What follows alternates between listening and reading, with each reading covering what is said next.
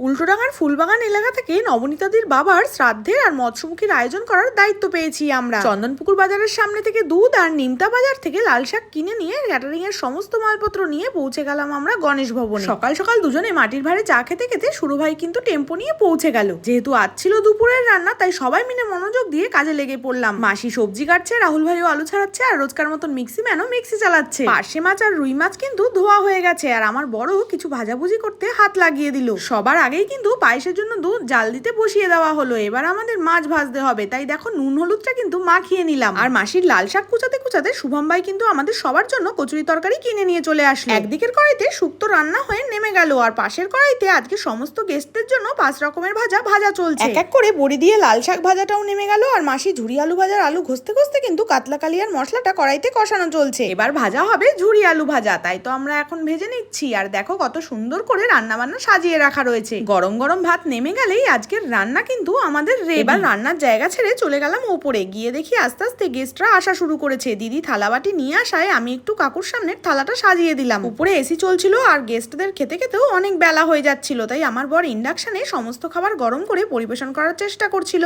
আজকে সমস্ত গেস্টদের খেয়ে নেওয়ার পর কিছু গেস্ট না আসায় তাদের খাবারগুলো দিদিকে দিয়ে দেওয়া হলো, আর আমরাও নিজেরা থালা সাজিয়ে খেতে বসে পড়লাম। আজকে সমস্ত রান্না খেয়ে কিন্তু গেস্টরা ভীষণ প্রশংসা করে গেছে। এবার আমরা মালপত্র আবার টেম্পোতে গুছিয়ে নিয়ে বাড়ি যাব। বিকেলের কলকাতা শহরের সৌন্দর্য মন ছুঁয়ে গেল। আর তোমরা ততক্ষণ আমাদের পেজটি ফলো করে পাশে থেকো।